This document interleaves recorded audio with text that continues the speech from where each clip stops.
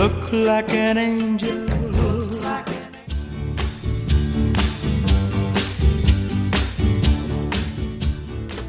Ah, os anos 60. Uma época em que Elvis Presley, o rei do rock, brilhava nas telonas com seu charme inigualável e seu sorriso contagiante.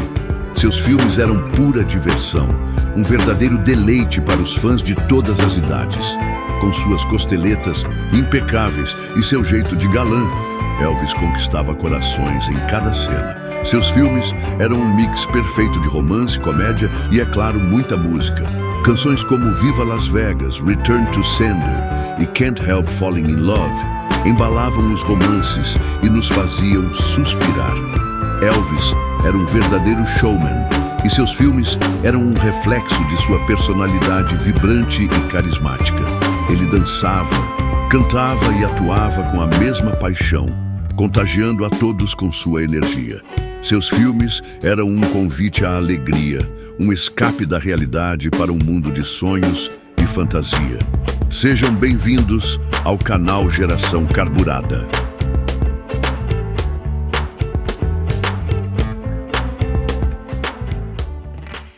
Ah, 1963, um ano em que a juventude brasileira vivia com entusiasmo e liberdade. Imagine-se a bordo de uma lambreta, aquela clássica scooter italiana dos anos 60 que conquistou o coração dos jovens em todo o país. Era um símbolo de modernidade e estilo, a companheira ideal para explorar as ruas e sentir o vento no rosto. Nos finais de semana, os jovens desfilavam em suas lambretas, naquela paquera, sempre atenta aos brotinhos que passavam nas ruas. Era uma época simplesmente maravilhosa, não é mesmo? Senhoras e senhores, apertem os cintos. A nossa viagem a 1963 está prestes a começar. No Brasil, a década de 60 era marcada por mudanças políticas e sociais, enquanto internacionalmente o clima da Guerra Fria dominava o cenário global. Vamos revisitar esse ano, refletindo sobre os acontecimentos que moldaram a história e a vida cotidiana das pessoas. No Brasil, 63 foi um ano de grande agitação política. João Goulart, popularmente conhecido como Jango, estava na presidência após a renúncia de Jânio Quadros em 61 e a superação de uma crise política que quase levou o país a uma guerra civil. Em janeiro de 63, um plebiscito foi realizado para decidir entre o regime parlamentarista, instituído em 1961, e o retorno ao presidencialismo. Com uma esmagadora maioria, os brasileiros votaram pelo retorno ao presidencialismo, fortalecendo o poder de Jango. A década de 60 é considerada um período de ebulição na música brasileira. É quando passam a coexistir o samba, o jazz, a bossa nova, o sertanejo de raiz, a moda de viola, o baião nordestino e o rock and roll. Esse período é considerado um marco para o cenário da música nacional. Falando agora de acontecimentos mundiais, um dos eventos mais trágicos e impactantes de 1963 foi o assassinato do presidente John Kennedy, no dia 22 de novembro, em Dallas, no Texas. O choque e a tristeza foram sentidos em todo o mundo, e o evento marcou profundamente a história dos Estados Unidos e das relações internacionais. Foi nesse mesmo ano nos Estados Unidos, um ano crucial para o movimento dos direitos civis. Em agosto, Martin Luther King Jr. liderou a marcha sobre Washington e proferiu seu icônico discurso I Have a Dream, Eu Tenho um Sonho, que se tornou um símbolo da luta pela igualdade racial. Falando agora sobre os esportes, os Jogos Pan-Americanos de 1963 foram a quarta edição do evento multiesportivo, realizado na cidade de São Paulo, no Brasil, entre os dias 20 de abril e 5 de maio. A delegação brasileira foi composta por 385 atletas, entre os 1.665 participantes. O judô foi a modalidade estreante da competição. Obviamente, a Monarch não poderia ficar de fora dessa. Aproveitou para lançar sua linha de 63 como linha Pan-Americana 63. No dia 23 de maio, a seleção brasileira de basquetebol masculino brilhava mais uma vez, ao se tornar campeã mundial do evento, vencendo a União Soviética por 90-79 no Rio de Janeiro.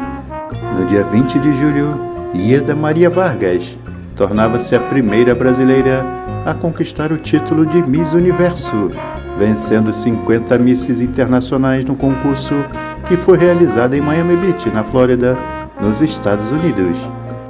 No dia 16 de novembro, o Santos de Pelé tornava-se o primeiro time brasileiro a conquistar o segundo título da Taça Intercontinental de Futebol. E no dia 4 de dezembro, o senador Arnon de Melo, que tentava atingir com tiros o senador Silvestre Péricles, acaba atingindo o senador suplente José Cairala.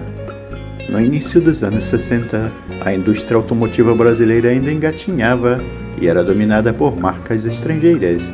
Nessa época, um jovem empresário embarcou no sonho de lançar o Democrata, aquele que seria o primeiro carro totalmente projetado e construído em larga escala no país. Contudo, o sonho durou apenas 5 anos e virou fracasso, sem que o veículo de fato chegasse ao mercado. Apenas 5 protótipos foram fabricados, além de pouco mais de 2 dezenas de carrocerias de fibra de vidro. Atualmente, existem apenas 2 exemplares montados segundo relatos. E agora, que tal sabermos as músicas que mais tocaram nas rádios brasileiras do ano de 1963? Vejamos. Em primeiro lugar, Mais Que Nada, de Jorge Ben. Em segundo, Sonhar Contigo, de Adilson Ramos. Em terceiro, Volta por Cima, de Noite Ilustrada. Em quarto, I Can't Stop Loving You, de Ray Charles. E em quinto, mais uma do Jorge Ben, Chove Chuvaio. Tornou-se público que o Papa padecia de uma grave doença. No dia 3 de junho do mesmo ano, o Papa faleceu às 2h50, depois de sofrer uma longa agonia. João XXIII era um Papa modesto e alegre, da Igreja Católica, e foi um sopro de ar fresco para a instituição. Com o lançamento do álbum Please Please Me, nascia a banda de rock The Beatles, que se tornaria a maior banda pop de todos os tempos do mundo. Quem também surgiu em 1963 era a Lamborghini, criada por Ferruccio Lamborghini, a famosa fabricante italiana de automóveis desportivos de alto desempenho e de luxo.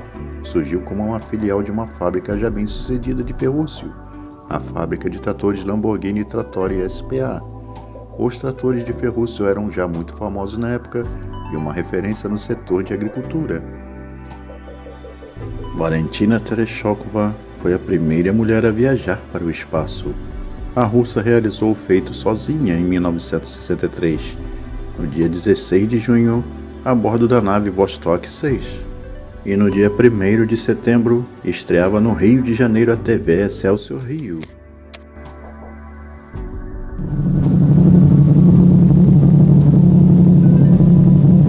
Este é o Volkswagen 59, 60, 61, 62 e apresentamos agora o Volkswagen.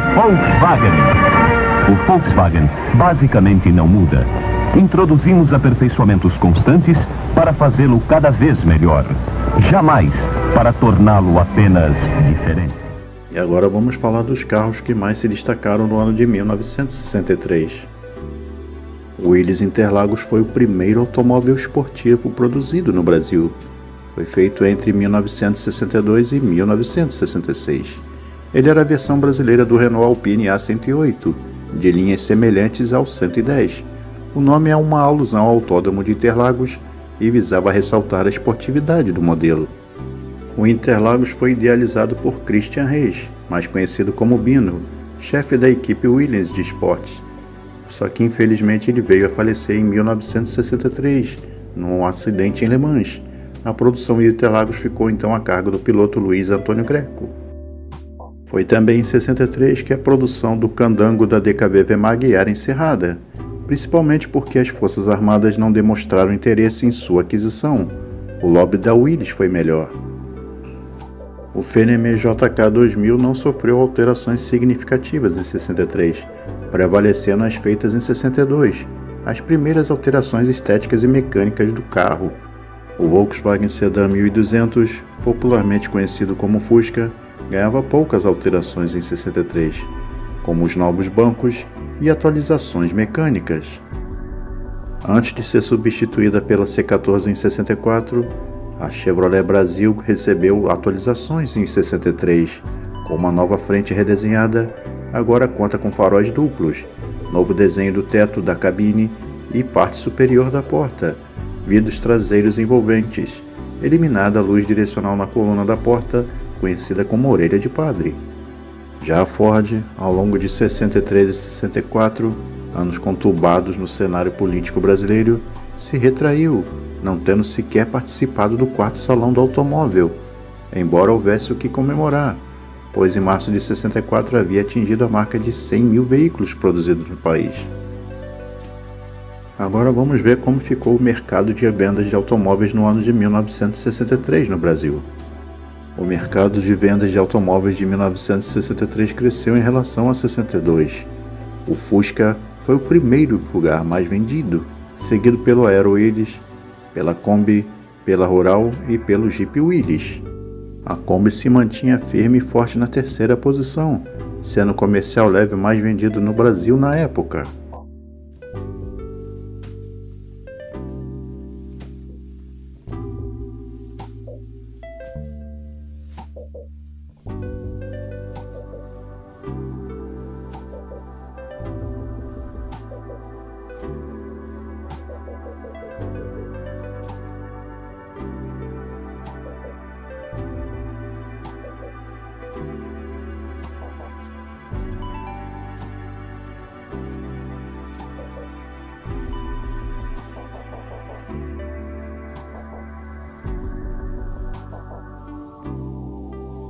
Agradecemos aos gentis amigos que assistiram até aqui nosso vídeo. Lembrando para não esquecer de curtir e compartilhar. Se ainda não for inscrito no nosso canal, se inscreva. E até a próxima, pessoal!